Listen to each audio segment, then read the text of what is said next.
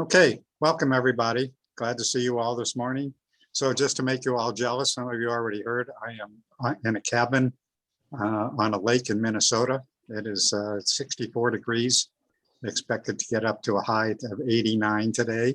So just thought I'd make you all jealous.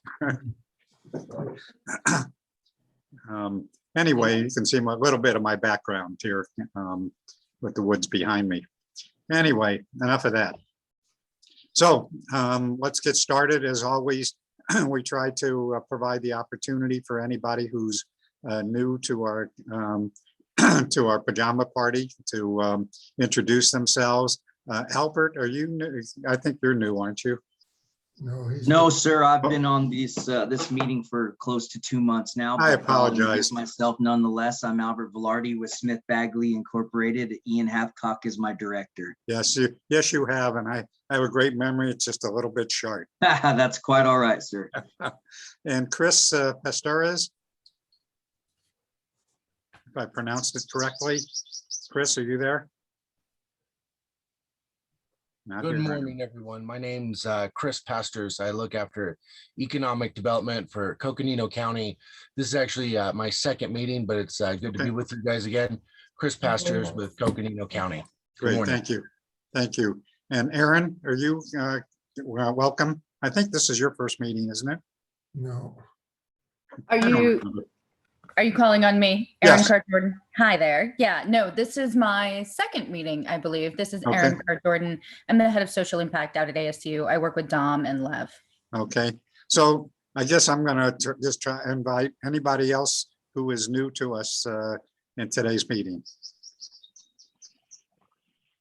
Going once, going twice. Okay. Well, let's go ahead and get started. Close that, and I'm going to share my screen. If you give me just a moment.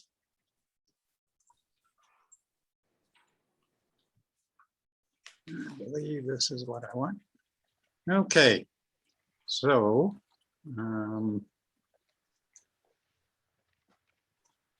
okay, there we go. All right, so good morning, everybody. So as always, I want to first of all remind you all that if you have not filled out our Google form and would like to be included on our list, to please do so that we have your contact information. Would appreciate it. If you're on this call and have been on this call, as you know, we ask you to register so that we can capture and include the information in the minutes, which, by the way, Henry Goldberg and Ors Friesen do an awesome job of summarizing our meetings, so we greatly appreciate that. So next meetings, I have sent you all hopefully an invite. So the next meeting's the 26th, and then August 2, 9, 16, 23, and 30, unless there's some holiday that I've missed. So I encourage you all to join us. Got lots of stuff, as you're going to hear today, lots of stuff that's happening. So again, I want to just to remind you of that. Next is that, as you know, I've been trying to do weekly updates with lists of events and updates that are things that are happening that I'm aware of. That's not doesn't mean it's everything, but things that I have become aware of. And so encourage you, it's got webinars and how to join webinars, contact information, and so forth. So again, I encourage you to check that out. I have to say it's a little bit out of date since I am on vacation. But I think it's fairly current. So I encourage you to check that out. Next thing is to say thanks again to our sponsors, Care First Health Plan, Valley of the Sun United Way, Satellite Broadcasting and Communications Association, and Khajiit. And those of you who represent companies and would like to be included as a sponsor, please let me know and be glad to send you some information. So we're always travel, much slower than the others. Somebody needs to be muted. Thank you. Let's see what else. So with that, I think we're just going to jump into our regular updates. And so, Jeff, you want to kick it off, please? Sure, Steve. just a main thing I wanted to stress is that we're in the middle of our engagement with KPMG. They have been great. Like I've mentioned before, they have worked on state plans in several other states. Probably the most like would be North Carolina and Georgia. They've also done a lot of work in Pennsylvania and offer a really unique perspective in terms of looking at the problems differently. They've seen the good, the bad, and the ugly around the country, and they've been an incredible partner thus far. I know that many of you have met with them, and I truly appreciate you taking the time to do it. I cannot stress enough that your input is something that we value, and we want to make sure it gets incorporated into any move forward plan as we update the 2018 plan. There are a few folks that I just wanted to reach out to. I know they've been trying to get a hold of some of our contacts at the State Library and the Corporation Commission. I know it's vacation season, so if you all are on the call, please let me know. I can't stress enough how important it is that we get your input, because in both of those organizations, they've been incredible partners to the state and have provided services, quite frankly, that we just don't do at the ACA. So that was really my update for the week. There's some grant information coming out. Several federal agencies, EDA in particular, has a grant coming out. One of the things I found interesting that I'm hearing from the folks in the EDA is that tourism and tourist towns are going to have a very robust percentage of that grant.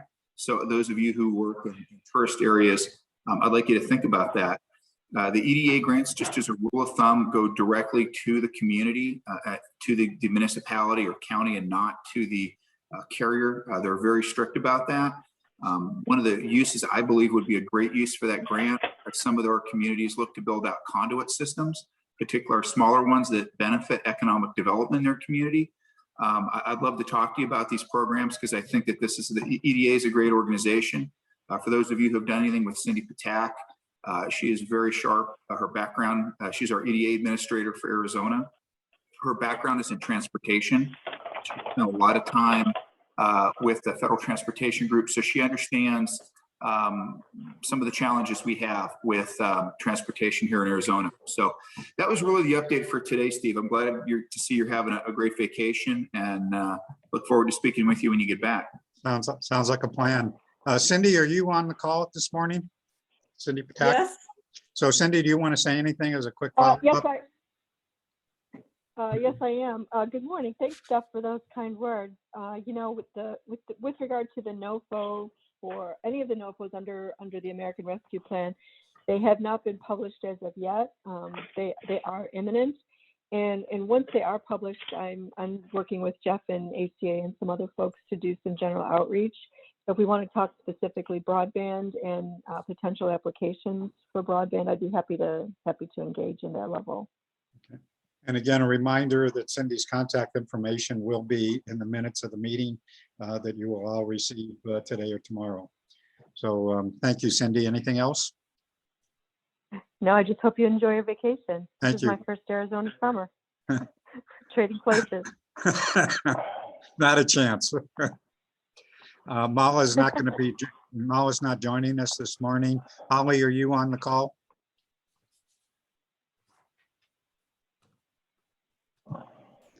Holly? Yes, I am. So you have anything that you would like to talk about, Holly?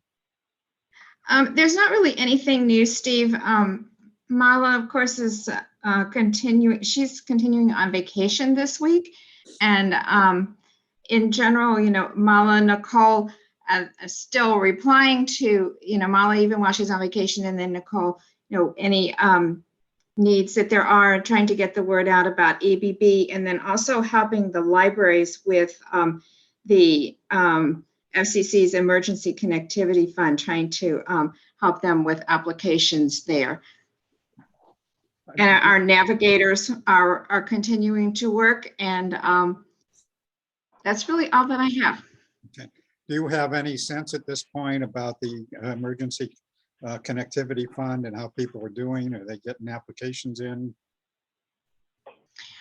I have not had a report from Mala. Like I said, she was out last week and she's out again this week, so I don't have an update. But I know Mala well enough to know that if any libraries have reached out to her, even while she's on vacation, that she's helping them. So Okay. Hey, we'll Steve, get a number from her next week. This is Jeff. I do have an update for you all as of last week. And I mentioned this on our broadband call, and I'm going to say thank you, Holly, and the library. You know, you see a lot of statistics where Phoenix is 47th, or excuse me, Arizona is 47th or 48th, which kind of sucks. We're number 10 right now in terms of signups, and I don't mean as a percentage of the population. We're number 10 in terms of total number of signups as of last week. That, you know, we're behind places like California and Florida and Texas and New York. So we're doing incredibly well. So everybody who's been involved with the EBB program and pushing that out, and the state library is kind of one of the foundations of what we're doing. Thank you. I got a chance to brag about this a little bit on our call with the NTIA, the USDA, and the EDA, because as I said, we're not always at the top of the list. And I'll tell you what, I'll take top 10 all day long. So thank you. That's great. Anything else, Holly? No. So while we're talking about EBB, Tracy, Elena, anybody, Cindy, Marcelino, if you're on the call, anybody who has anything they want to add? I could just add that, boy, there's still a lot of EBB money out there that, you know, we need to keep pressing forward. And a shout out to the Department of Economic Security. April Jones has been getting it out there. Every single newsletter is sending that out, which I think is fabulous. So really, really appreciate the work of everybody. And I know that Elena shared an article with us that $34.6 million have been claimed, but 3.1 billion still available. So we don't want to stop doing this work. We want to keep doing it. Great, thanks, Tracy. Anybody else? Marcelino, are you on the call?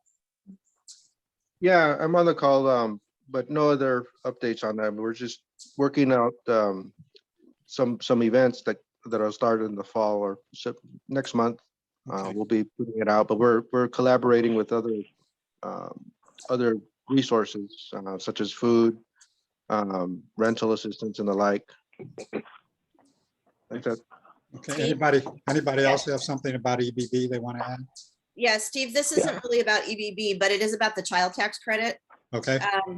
So actually, I've been doing a lot of work with trying to get families signed up for that, which in turn, you know, and I'm sure other people on the call with the work that they're doing, because that, you know, for children under 6, for every child under 6, that's $300 a month.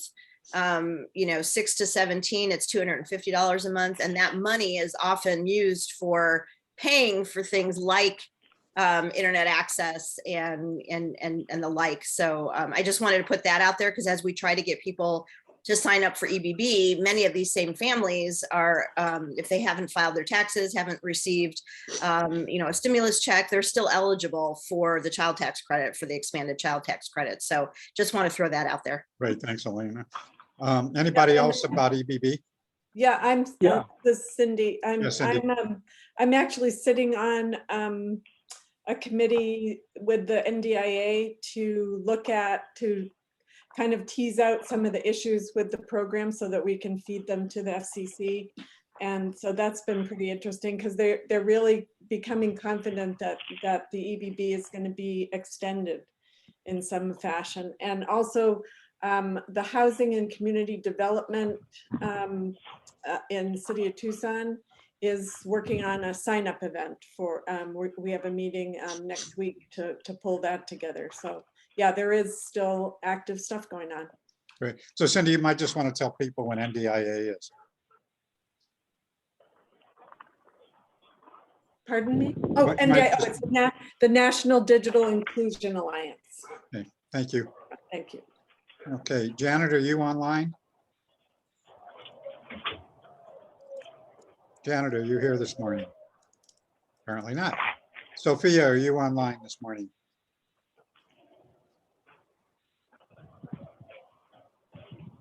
Sophia, going once, going twice.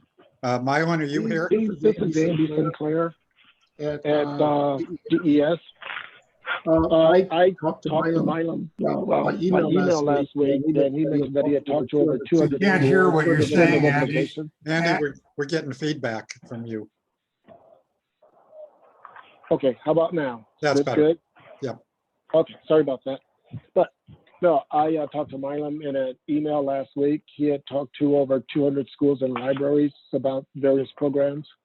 And I did notice online, the Humboldt Unified School District that serves Prescott Valley has on their website how people can sign up for EBB. So I thought that was great that, you know, that news is getting out there and it's being fed directly to parents.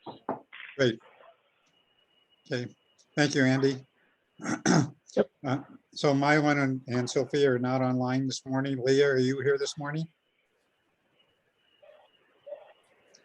Okay. Derek, are you here this morning? Okay. Okay, moving Hey, on. Steve. Yeah. Hey, I'm sorry. Steve. This is John. I just wanted to pipe in before you went to the presenter, who's a great presenter. But two things. One is I wanted to compliment again the Commerce Authority and Jeff Sabatka for the broadband workshop they had last week. There are so many seminars on broadband going on, and I always reminded the country song, a little less talk and a lot more action. That was a really good actionable workshop, and I just wanted to compliment again the ACA for the work they're doing. Second point is that I noticed, and probably other people did on their email this week, that the Shelby Conference, annual conference in DC, is in October. It's featuring two Arizona speakers, Lev Gonick from ASU and Kelly Kozlik from the Department of Education. I don't know if that's typical to have that kind of Arizona representation, but I thought it was a good sign. Okay, thank you, John. And John, what conference was that? Sorry. Shelby. Oh, absolutely. Thank you. Okay, and Jeff, while we're at it, unfortunately I missed your webinars. As John indicated, they've just been excellent. Has that been recorded and will be available for us to share the link? Yeah, it has. In fact, the webinar, if it's not already up on the website, I will ping the folks in our technical group to make sure it's up. And the technical assistance sessions from that. And this webinar was on digital inclusion, which is a little different than we've done in the past. For those of you who attended, we had a remarkable panel with Nicole Umayam from the library, State Library. We had Dominic Papa, who's done a lot of smart city and smart state stuff with the ACA. Sharika, who's been on many of these calls. And we had a representative from an organization that works with getting kids essentially tech tutored by parents within the state. So we have a follow-up session. Actually, we have two of them later this week. I believe at noon and 2 o'clock on Wednesday, the 21st. Usually we do it 2 weeks out. It's on Wednesday. So if you haven't received the email, please do take a look at the ACA website. Some really good information if you're involved, particularly on the nonprofit side, about some things that we can do. And they offered some great examples from around the state. So John, thank you for the compliment, and would love to see you on the TA sessions. Pick whatever one works best, one at noon and one at 2 on Wednesday. So Jeff, can you make sure you send me that information? I probably have it, but I want to make sure it gets out to folks today. Yeah, absolutely. I'll send it to you and send it to Oris in case you're too busy canoeing or whatever you're doing out in Minnesota. Jeff, I tried to find it on the website over the weekend, and I didn't find it. So you might the recording. Yeah, it's up there now. I registered for it. Yeah, it's on there. Okay, great. Okay. Steve? Yeah, Mark. In lieu, unfortunately, it doesn't look like Mylan, Mala, and Derek are online, but there was an interesting side conversation that came out of something Mylan was holding forth on last meeting that does deserve a bit of a drill down. It may be better to wait a week when maybe the three of them are back on, but it had to do with to and through. Right. So Mylan, and I copied you on the conversation. Jeff, I just sent you email of that thread. Essentially, Mylan said there is no to and through to schools last week at this meeting. And he had a kind of strong position of that about that, and they were seeing to and through projects emerging that he didn't think were legitimately covered by current rules. And so there has been this thread of discussion. I did tickle up that it's that a act passed by the House last year, Accessible Affordable Internet Act for All, would have included some new capabilities for to and through, but there seems to be a bit of a quandary about what is legitimate. Libraries are a different story, loaning out hotspots and but if they were to deliver like an ISP. And so I was hoping Derek would at least answer. I know he's doing a project near a school in a trailer park for looking up 8 or more student families. But I think we need some clarity around the board that I'm not able to provide. I'm thinking in Derek's case, that may be a separate lease circuit, not an E-rate subsidized circuit that's being redistributed, and thus an additional charge that's being paid outside of E-rate for that backhaul. Jeff, do you have any color on all of that and on the projects you're seeing? You know what? I'd like to get Mylan's take on this. You're right. This is something that's come up, and it's a bit of a gray area right now. My middle mile is so important, as you guys can imagine, a lot of these communities, and we have some amazing middle mile networks around the state that have been built with E-rate dollars in particular. Pinal County, Yavapai County jump to mind. So.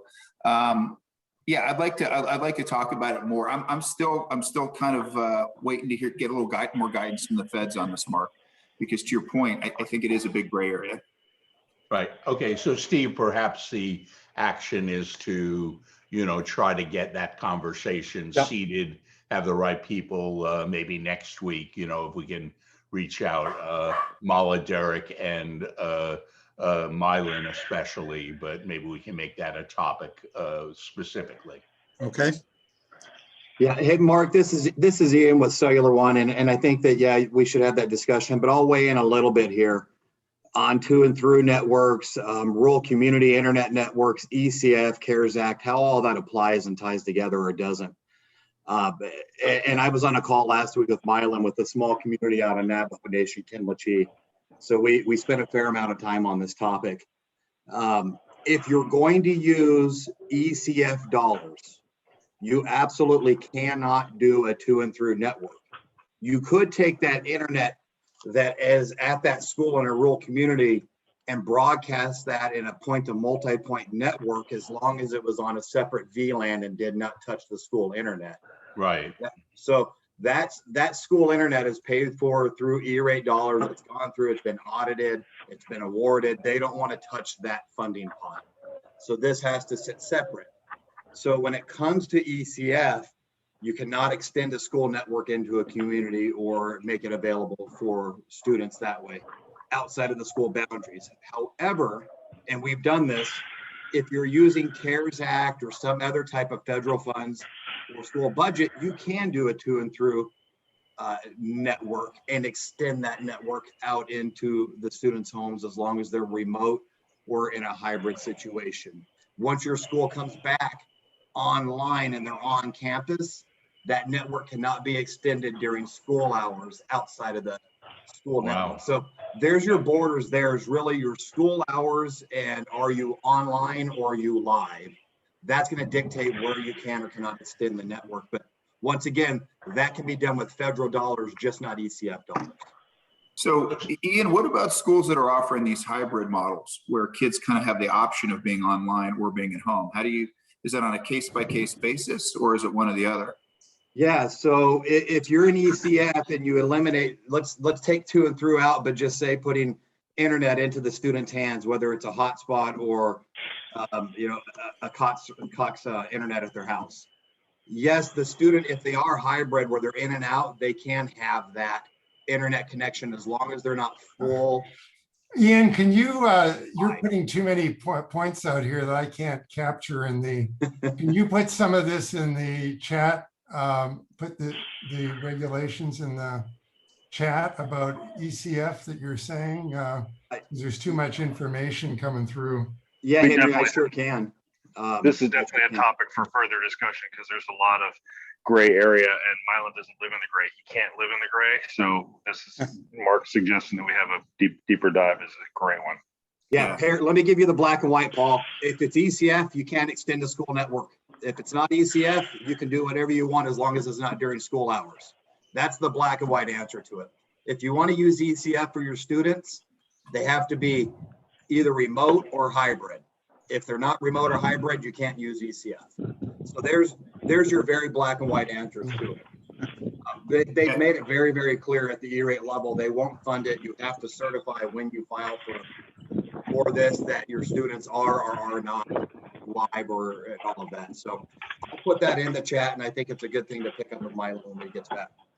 And it expires. So August 13th, the ECF is over.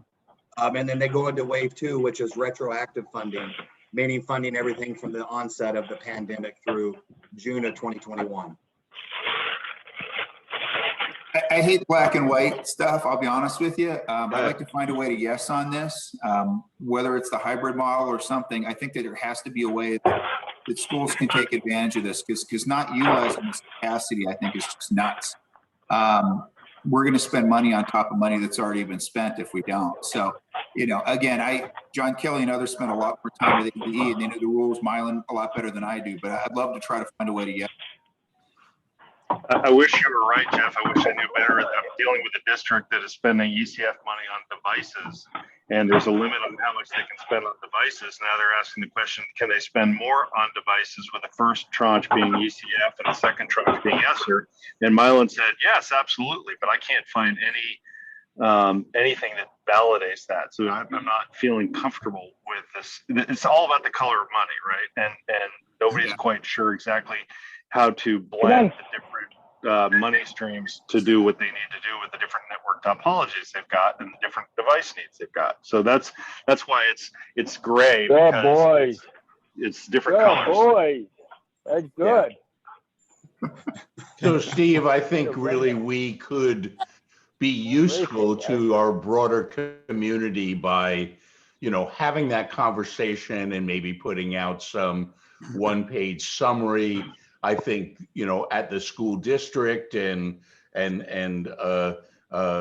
school individual level, there's lots of confusion, or they're not confused, but there's doing things perhaps they shouldn't be doing.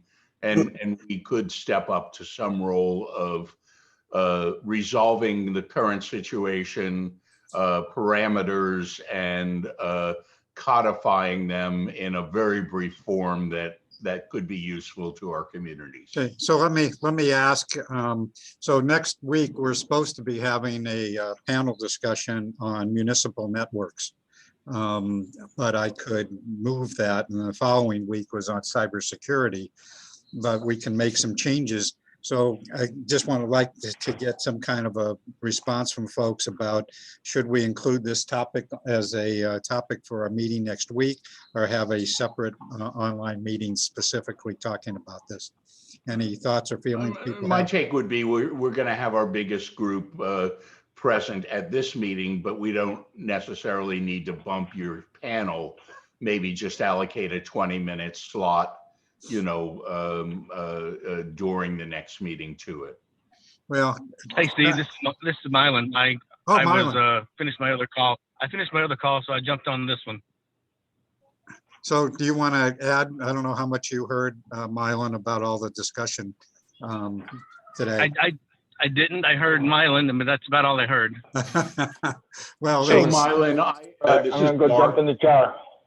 I was recapping the conversation that Andrew Bevington started after last meeting about to and through, and the opinion you expressed as best I could recap it, that really there is no to and through with any network funded by E-rate. There was discussion today, especially by Ian Hathcock, of Smith Bagley Cellular One, that they are doing multiple projects that do involve separate circuits or somehow serve a hybrid or remote student community. But I believe, to your point last week, there are people operating in the absence of good knowledge that may be doing things they shouldn't. And our suggestion is that we kind of try to sort it out between us and publish a very brief one-pager or something that helps inform our communities. Yeah, Mark. Yeah, the to and through is misleading to a lot of people, because we can do a version of to and through. So we can use those anchor institutions as kind of the jumping off point, since we have fiber to them. We just can't use the federally funded services and push those out to the community. And I explained that to Andrew, and Derek and I had a conversation, and I've had the conversation with lots of people over the last week. So I think people are starting to get the right message now, but it's one of those things, we've never been able to do it. So I think that everyone thought that with ECF was going to be the magic bullet that was going to allow us to start doing it now, but it's really not. There's nothing in ECF that allows it. Right, and there had been something in the House bill passed last year, the Accessible Affordable Internet for All Act, that would have changed that situation to some degree, but that act didn't get past the House passage. So Shelby is promoting that there do be changes on the policy front. But anyway, it's complicated, and those with less knowledge of the particulars may be doing some things inappropriate or dangerous to their, based on the funding that they're leveraging to do it. So I thought we could play a role in trying to untie the Gordian knot a little and show that, share that knowledge. Hey, Mylon, this is Jeff. Yeah. So correct me if I'm wrong. So basically, existing lit services, no. Dark fiber, yes. Or new lit services on existing fiber, because I'm hearing stories of folks that have a ton of fiber, into these schools and these libraries, and they're using 2 of them. So those are fair game, just not existing lit services. Is that correct? Well, not existing lit services that are paid for with E-rate funds. Right. Okay. Good qualifier.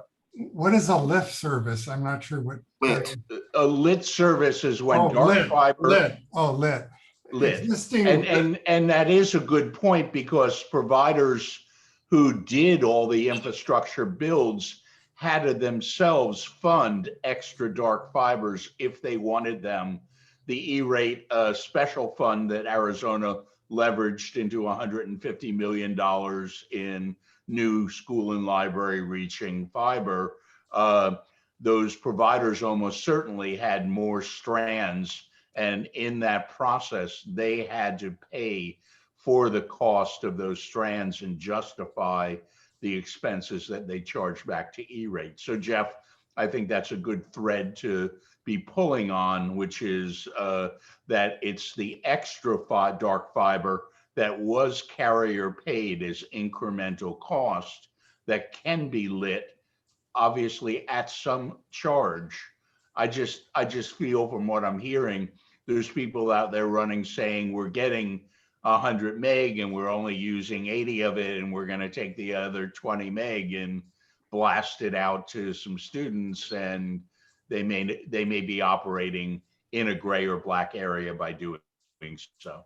So that dark fiber that they deployed extra to, you're saying, to the schools, and it wasn't paid for by E-rate, that they could use that for an ECF type. Right, but they would make that a lit fiber, and they would charge the school or library a new fee for the backhaul on that newly lit fiber. So it's not free. The fiber may exist and be a great middle mile, last mile resource, but they can't, the schools and libraries can't use the E-rate subsidized connection Right. or redistribution on the to and through. And, and Mark, to your point, I mean, in many cases, it can even be a wholesale transaction carrier to carrier. So they're not really interested in the, I can see where Derek and the Sun Quarter, this is not good for them at all. And hopefully we can get around that.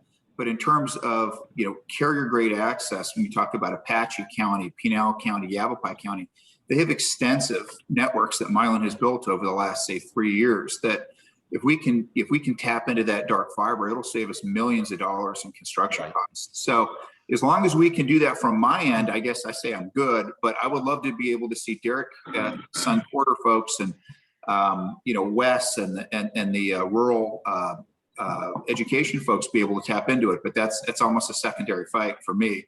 But if I can help, I will. So let's do this. It sounds like we need to continue this discussion. So I'm thinking, Karen Ziegler, are you online? Yes, Steve, I'm on. So Karen, I'm thinking, although I hate to do this, but I'm thinking that maybe we need to push back the discussion on municipal networks and continue this discussion at the meeting next week. What do you think? Yeah, Steve, that's fine. And I can have John Lucas, and I'm sure Paul will be on the line, and we can just turn it into more of a discussion. Okay. Steve, this is Mylan. I could go ahead and I've already done one webinar on ECF and had over 100 attendees. Yeah. I can do another ECF webinar, and that way we're not going to disturb the Monday morning, because I think the Muni thing is going to be pretty important, and you've already got it scheduled. So I could go ahead and do an ECF briefing on Wednesday morning. Okay. Maybe that would be better. Yeah, and Mylan, rather than just doing a webinar, I would prefer that we do some kind of an interactive thing, and maybe have Derek and whoever else we need. Obviously, you're the man, but maybe having Derek and Mala, if Mala's back, also on that call. Oh, I would invite everybody, all the vendors and all the schools. Yeah. So that everybody gets the message again. I mean, sure. I've said it. I've sent it out in email 4 times so far, and did it in the webinar. So, or that's 5 times. And we've talked about it here at least 3 times. So one more time would be good. I mean, it's going to be, the window's going to be closed fairly quickly, so it's going to be over, and then we're going to go into police mode. And if the FCC auditors catch them, they're going to go into penalized mode, and it's going to be very dirty. Okay, well, let's talk offline, Mylan, about getting that scheduled and getting the word out to our task force ASAP. Okay. Sounds good. So Steve, do you want to postpone? No, well, if Mylan's going to do a separate event, then let's just do that and continue with our plan for municipal networks. Okay. Well, okay. Okay. And while we're talking about that, Karen, you want to just mention briefly what that's going to look like? So what we talked about last week is, just the what it looks like for a community to establish a municipal network, kind of the pros and cons. And, there's a couple different approaches. There's a, hybrid public-private partnership, complete ownership of the network, and then obviously, the carrier owned. So to be honest, we had some concerns as we started to look through the slides exactly of what you guys are talking about. And I was going to ask Mylan if he would kind of sit in on our panel, because that is a concern of mine, is this, sleeping into the E-rate world and making sure that we have that separation on the discussion. But is Paul Ross on the line today? Yes, I'm here. Hi, Paul. I sent some slides out, and so just to kind of nudge you a little bit, I don't know if you have anything else to add, because John and I took that first stab at what we wanted to talk about Monday, but I don't want to do a spoiler alert either. So no, I'll go to it. So thank you. So Karen, just to mention briefly who's on that panel right now. Right now, it's John Lucas and Paul Ross from Phoenix College. And like I said, I was going to ask Mylan if he had some time to, just chime in when we talk through, So a lot of these folks may not know who John Lucas is. John Lucas is the retired CIO of Graham County, and now he is running a Community Broadband Advocates. It's a consulting group for rural broadband development for planning and design. Okay, we need to move on. Want to make sure we have plenty of time for our presentation this morning. Any questions or comments about that? Derek, you're still not online. Wes Brownfield, are you online by chance? Haven't seen you in a while. Anybody have a quick update, Mylan, what's happening with Final Mile project? Really quickly, can I Yeah. just address that? If you guys are going to address the broadband issue, this is Fernando Roman. That there is two bills that address many of these issues. The HR 1783 and S 745, and it has clear definitions in this bill that are going up to vote. The Senate version would be S 745, and the House is HR 1783. That way, people can take a look at these bills and maybe get some of their questions answered before you guys have further discussion. Okay, thank you, Fernando. I'm sorry. So Mylan, do you have anything that you want to quickly add about the Final Mile project? Yeah, the RFPs are due on Friday. And then we have the bid this coming Friday. And then the bid openings will be on Monday. And that's about it right now. I've gotten lots of questions, responded to lots of vendors. So I'm anxious to see what they come in with. Okay. Thanks, Mylan. So let's move on to our presentation this morning. Want to welcome Steve Hill, who's president of Satellite Broadcasting and Communications Association. Steve has been with us from the beginning when we started this task force, and was one of the first people to step up to be a sponsor of the task force. So with that, Steve, I'm going to turn it over to you. Do you have any slides you want to share? I can stop sharing my, so I will stop sharing and turn it over to you. All right, can everybody see what we've got? Welcome, everybody. Can you see the slide? Not yet. Not yet. All right, what do we got here?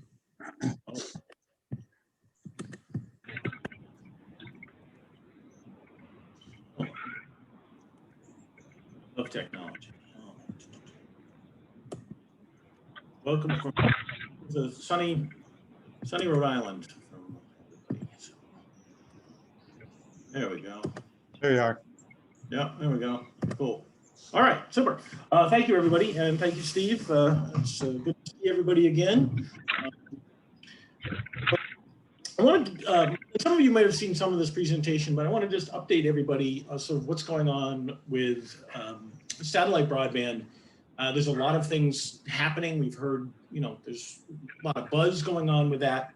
But, as billions of dollars roll out into for broadband, the primary focus has been on fiber, and rightly so. I mean, as I tell people, look, if you can get service through fiber, you're probably, that's a great way to go. However, fiber may not be the best solution for a lot of customers, just due to a variety of reasons, cost, time, what have you, and we'll go into that. But so a little bit of brief history. Satellite's been around now since the early part of the 2000s. The first generation product, frankly, I like to refer to it as sort of an iPhone 1, it was slow, had data constraints, limited capacity, was a sort of a cool first generation product. And if you lived in an area you couldn't get any other option, it was pretty good. I mean, it was better than nothing. And with that, we got over 1 million customers. And then in 2017, two satellite providers, both HughesNet and Viasat, launched new high-capacity satellites. Those satellites are delivering the speeds of 25.3 throughout the country. And in some select markets, we're able to deliver 100 meg service. The way it works with satellite is actually each satellite has a number of beams, And if you think of a beam, think of taking a flashlight and holding it over a table, and you'll see a circular beam. Essentially, that's what each beam has. So each beam is going to have different power, and depending on customers in that beam, you may be able to get better speeds, or it could, you could actually fill that up and not be able to even gain more. We do also have, quote, unlimited plans and no hard data limits. That was one of the things that the first generation product, once you hit your data, you either were shut off or you had to purchase more. That program, we don't have a hard data limit program, and we have some ways to manage that, which I'll talk to in just a sec. Our focus is on rural and underserved markets. I mean,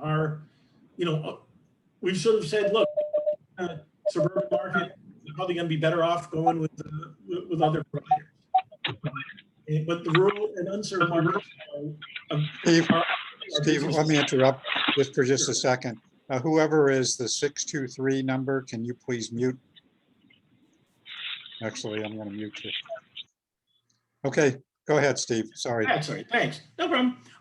So today we have over 2.2 and really probably closer to about 2.5 million customers. I don't have the latest data on that. And what do those people doing? Residential, we have a lot of business customers, especially in the last year. We've seen, as people move from a work from home or remote options, distance learning, government applications. Anybody take an airline and use internet probably has been using it via a satellite feed. We do have voice products, so people that need to use it voice over IP can do that. Agriculture, we've got farmers in Georgia using it to monitor crops and do soil samples, and be able to take a soil sample, run a test on it, send it to somebody remotely. They're able to analyze that on site and let that farmer know exactly what they're able to do for either add water, add this, add that. We've seen a number of a big increase in business on security, especially as it relates to second homes, where people are using satellite as their connectivity for their video security systems. It's a very low bandwidth application, and so one of my board members in South Dakota has hundreds of customers in rural areas and vacation homes that are using their satellite as their monitoring system. One of our other big growth areas that we've seen over the last few years too is on continuity. A lot of businesses that have a wired solution need to ensure they always have connectivity. And should a wired solution go down, either due to natural disaster or somebody hits a line or what have you, connectivity is going to be critical. And so what we're seeing is businesses adding satellite really is that backup application. And I didn't know that until about a year and a half ago. I was talking to somebody at HughesNet, and I said, what is your fastest growth? It's really the continuity part of our business sector has been their fastest part of their growth. Some of the real benefits of satellite. Our installation windows are about 3 to 5 business days. And so a customer calls up, they order the service, we're able to get there in a matter of days. So they don't have to wait for somebody to come down the street, laying cable, what have you. As long as they have power, we can deliver. We did increase our bonus data, and that's so people don't use up all of their, that's something we did mainly during COVID. We added bonus data, which is really ability to download large files, or recommendation of download large files between 2 a.m. and 8 a.m. when bandwidth needs are less. And people doing that, it doesn't impact their data application or data allocation programs. So somebody wants to download video content or a large file, that's the best time to do it.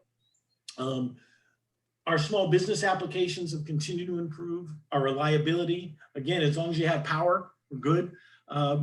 Cost efficient deployment. One thing that the satellite itself costs about $400 million to put in the sky, but then once I'm up there, it costs me just over $1,000 on a per customer basis to put that product in. So really that last mile application for the consumer is a fairly low cost one to do so.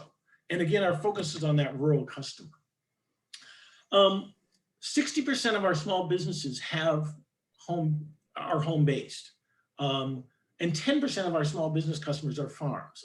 We've seen a significant boost on the farming community because some of the customers are the most difficult to reach, because those houses tend not to be close to a street. So even if they have the best connection go by their street, it could be a half mile or more, and then they get a phone call saying, well, we want to add, want to connect, and somebody says, well, it's $250,000.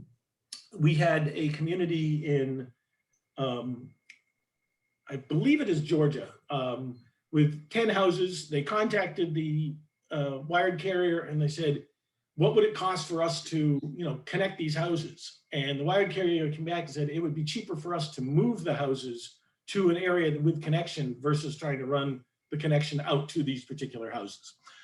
So it's something that, as we look at things, we want to do that. But what are the uses? It's the standard use that our businesses are doing. Business services, accounting, security, payroll, running websites, social media, credit card transactions. We have a firm that I was talking to in Indiana. He's got 3 liquor stores located in rural areas. He said that his internet is fairly unreliable and he uses satellite as a way to manage both his credit card and his inventory management system. We also are very active in the disaster recovery sphere, and that when you have forest fires, you have tornadoes, you have hurricanes, what have you, a lot of the wired infrastructure will be destroyed. I mean, you can't help it, if it's anything on a pole or flood. And when that happens, we come in teaming up with a number of other relief agencies to offer connectivity to those areas for as long as they need it. That could be anywhere as short as 4 days for a small scale event to a number of years, 3-4 years, if we are supporting some of the fires in California that happened in 2018. We are still active in Puerto Rico from the hurricane because a number of the villages in Puerto Rico, their government buildings have no other option except for a satellite internet feed. So that's something that as an industry, we've been very engaged in. We team up with other relief agencies. In a lot of cases, what we're doing is providing that internet service to those particular relief agencies so that they're helping on the recovery. Team Rubicon's, going into houses, cleaning out, mud or fire debris or what have you. And they need their connectivity to make sure that they get the proper people to the proper locations. And during COVID, we were setting up satellite systems in critical areas so that some rural communities could have some form of connectivity. In the case of Sonoma, we set up a system at the fairgrounds for relief housing for fire because there was no other option. And what's nice is we basically set up a couple satellite systems with a Wi-Fi network, and now people at least have basic connectivity. So where are things going? And that's really the interesting part of this. So really 2022 is gearing up to be a fairly banner year with our industry. Both Hughes and Viasat are planning to launch new satellites in 2022. Viasat is actually being built. They have 3 of them being built in the Tempe market. The first one is going to be a US-based geosynchronous satellite. So that means it's 22,000 miles above the sky.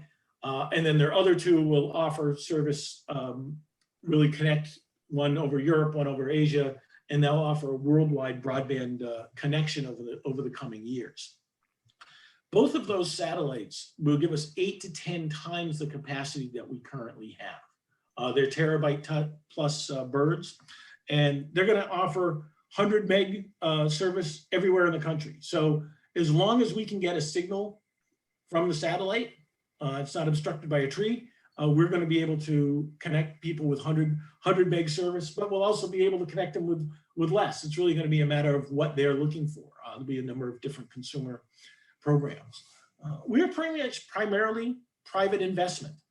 So the average satellite costs $8,000 per kilogram to launch, and the average satellite weighs about 40 to 50,000 kilograms. So when you do your math, it's a fairly expensive operation to do, but once it's up, it's plug and play, which is nice. So once our infrastructure is up, it's very easy to deploy very quickly. It's a proven technology. Look, military has been using satellite for a number of years. Other government agencies, are very engaged on this sector, and it's only going to continue to improve. The other part of industry we've heard about is the lower satellite, which is the SpaceX, the Amazon, the OneWebs. These satellites, unlike a traditional geostationary satellite, which is one satellite that hovers over the equator and provides service to, let's say, the continent of the United States, a lower satellite will go 200 to 400 miles up and be flying over the United States in sort of a constellation. They're not in a fixed satellite. These are constantly moving. And if you think of a constellation or a web of satellites circling the Earth, that's exactly what SpaceX is planning to do and has started to do. The big advantage with the lower satellites is you're going to reduce your latency. And the latency is the time it takes to get from point A to point B. One of the challenges with geostationary satellites is they're 22,000 miles away. So as you have a lower Earth satellite, you'll be able to reduce that legacy and that latency. And that's important for some applications. It's going to make a better option. The challenge is going to be capacity. With a smaller satellite, it's not going to have anywhere near the capacity of a larger one. So the only way to make up for that is to have a lot more of them. And they're going to need a lot of satellites. Each one of these, SpaceX is really saying they're going to need about 30,000 satellites to be able to fully deliver their service. Amazon is asking for about 15,000. And OneWeb is a little bit different. They're going to be just around 1,000 satellites, but they're actually going to do a hybrid model with both the lower satellite for the latency and then transmitting to a higher satellite and back for the capacity. They're really going to be working on more government aspects of things, whereas SpaceX and Amazon are trying to be more of a consumer-based application. But you're talking a lot of satellites that need to be launched. SpaceX is doing between 60 and 120 a month, a little over 1,000 out there. So if you do the math, it's going to be a number of years before they're going to be able to fully deploy. And even then, it will be interesting to see what their total capacity has been. So in some cases, I've heard by 2027, the capacity would be about 500,000 customers. As more satellites happen, the technology improves, that's bound to improve. I mean, again, we're in a beta product, first generation, the technology, as with all technology, only is going to improve.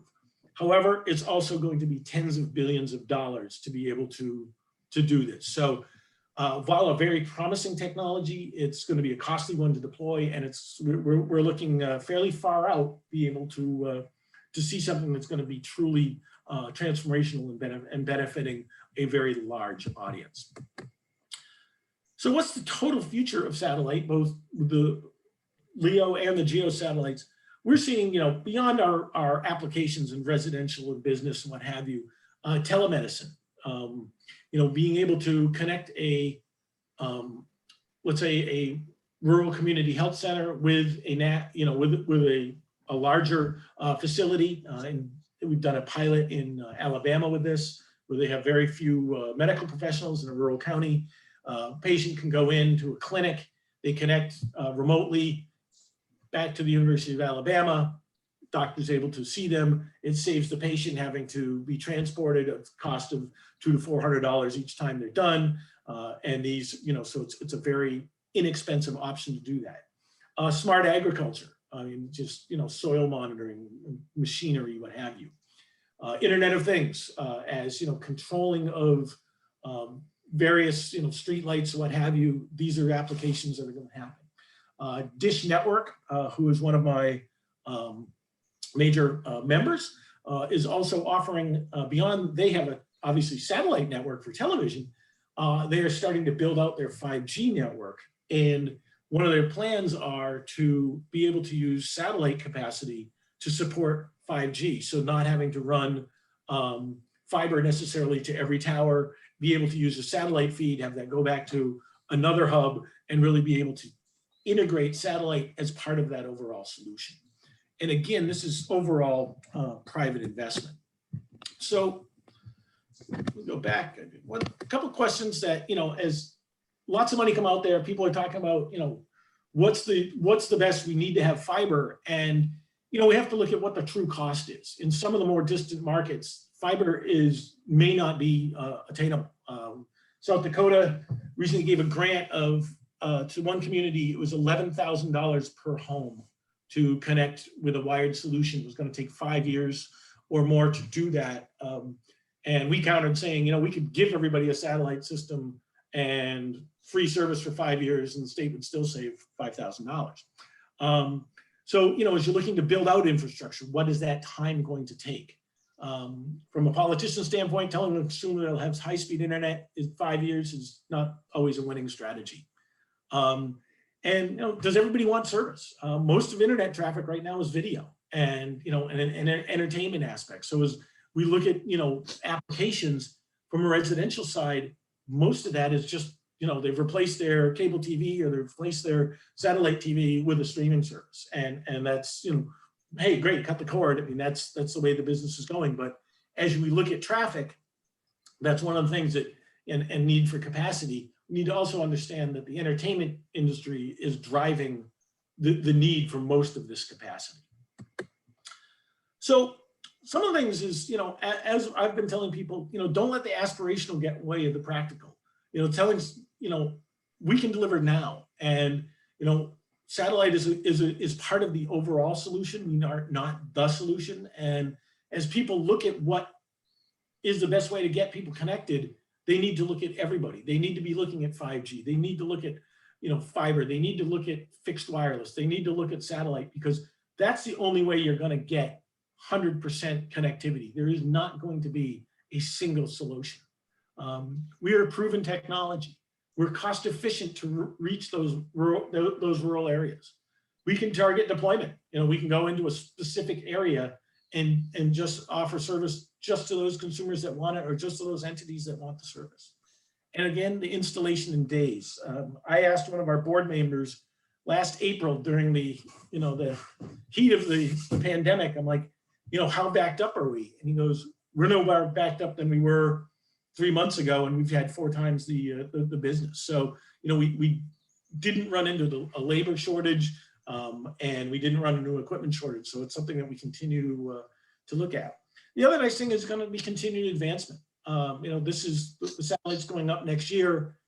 The next generation beyond that is already in the pipeline. Satellites take 3 to 5 years from the sort of conception to the point where they're launched.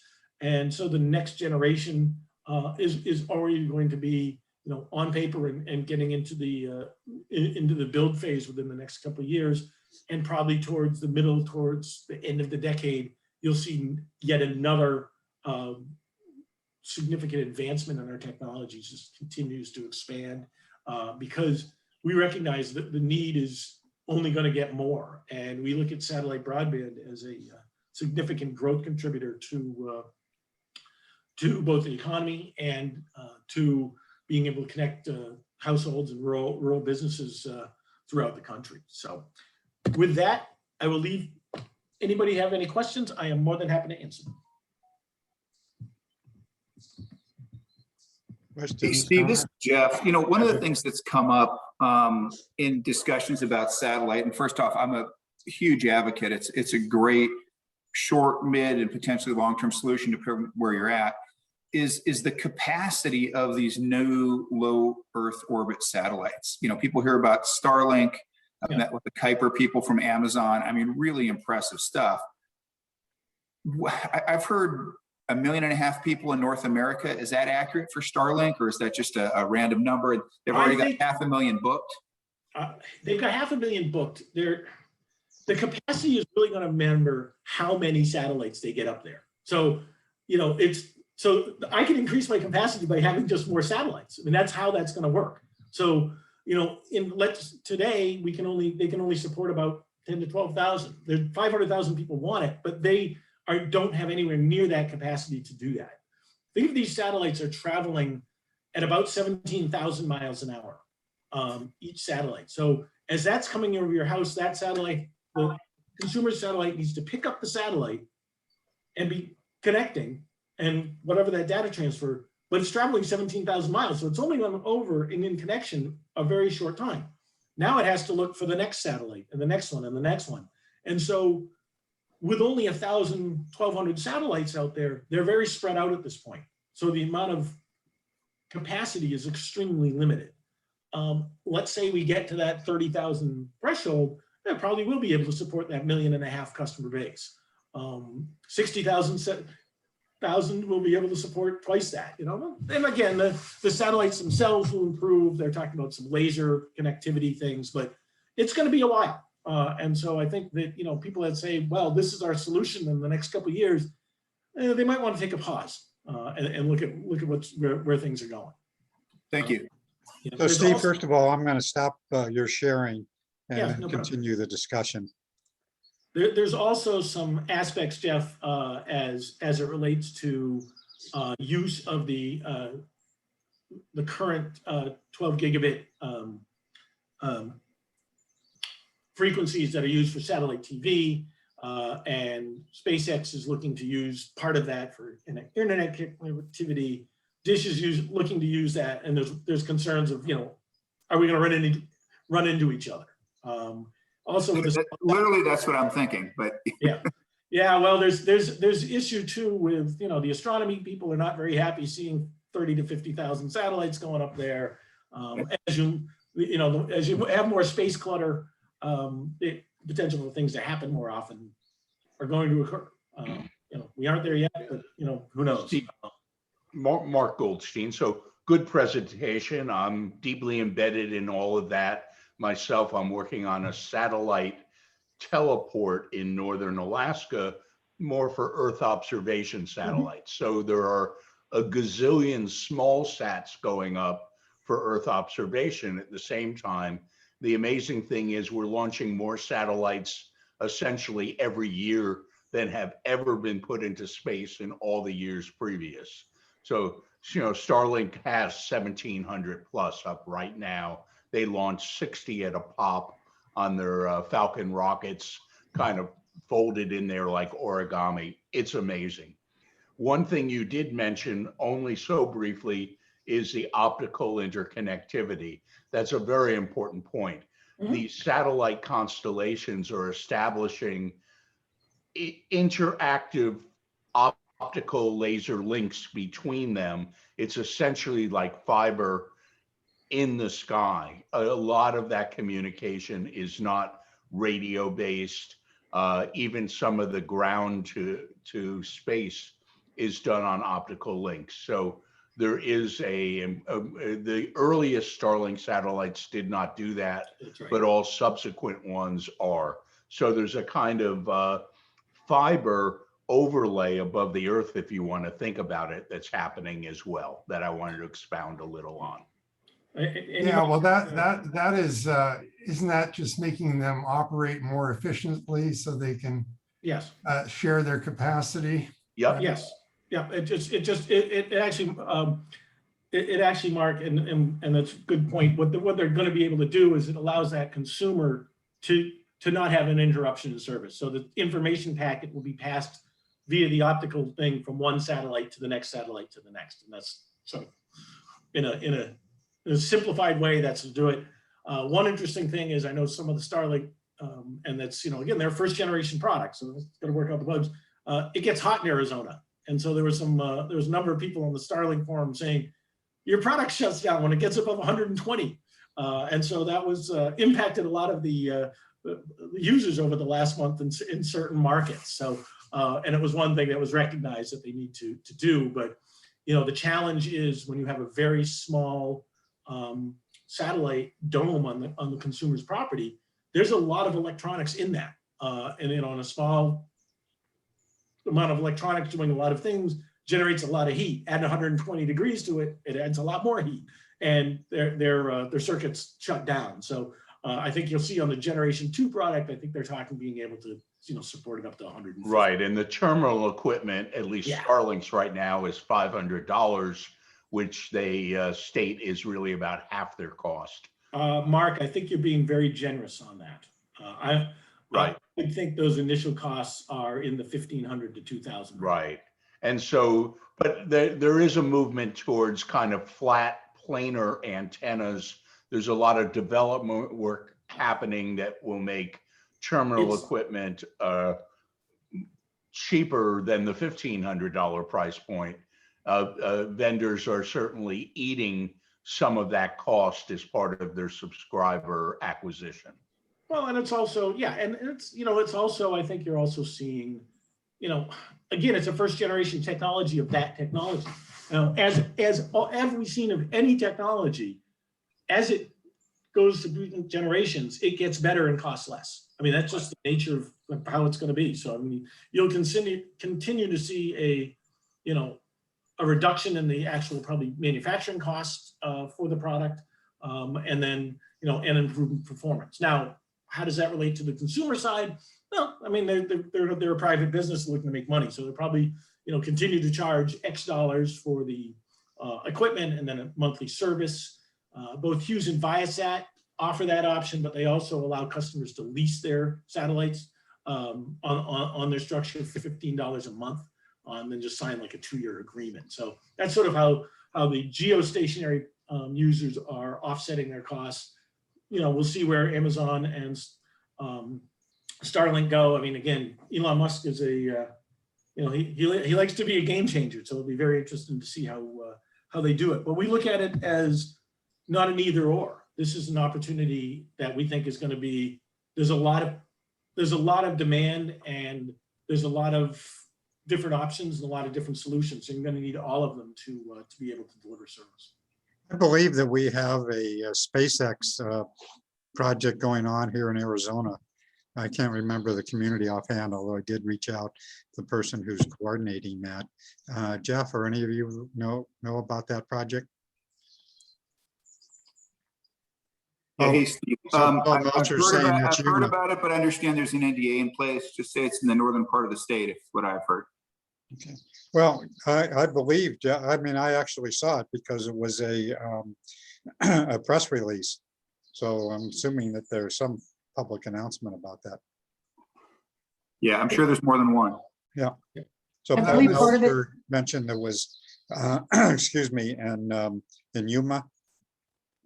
And Lori? Coconino County is my understanding. Okay. Okay, we're about done for today. A couple of quick things. First of all, you're all welcome to download the excuse me, the chat. And then of course, Orson Henry, when they send out the notes, will include the chat in the notes, and really appreciate that. And they also will include the registration list of everybody who participated in the meeting today. Any other announcements? So just a couple of quick follow-ups. Again, next week, we're going to talk about municipal networks. Have a great panel discussion about that. It's an issue that keeps coming up over and over again. So we're going to have that panel. The following week, we're going to hear about cybersecurity with Pima Community College and so forth. In the meantime, I'll follow up with Mylan, and we will have a special event specifically to follow up on this discussion of to and through. Anything else that anybody else needs to share? Any other announcements? Steve, it's Mike. Maybe this is a quick question to Mark. Mark, you put a document in the chat and I'm not able to download it. What is it? Sure, thank you. The Arizona Technology Council publishes an extensive annual state and federal technology policy guide. I author a number of sections of that. And so that's to about a 6 or 7 page document that's Arizona, state, and federal broadband policy promoted by the Arizona Tech Council. Now, last year, the state policy was very concurrent with our development of this task force report and a lot of cross-fertilization. We continue our annual evolution of that document. It's been about 9 years, 10 years running. And last year, for the first time, we did our own extensive federal section, which included things like to and through and all the infrastructure funding. So we tend to workshop that. If you want to email me offline, I'll email it directly to you. The entire guide can be downloaded readily as a PDF from the Tech Council website, but I work from a Word extract for editing with the core people, Jeff Sabatka, Ben Blinkett, the governor's office, and other workshopping that we'll do with that. So perhaps at a future AZBSN meeting, we'll schedule a little time slot to review the kinds of things we're considering changing in that document. Okay, Mark, I just sent my email to you in chat. Great. Okay, any other questions or announcements? We're about out of time here. Going once, going twice. If not, thank you all for joining us this morning, and you'll be hearing certainly from Orson Henry very shortly with our meeting summary. Okay, thank you all. Thanks all.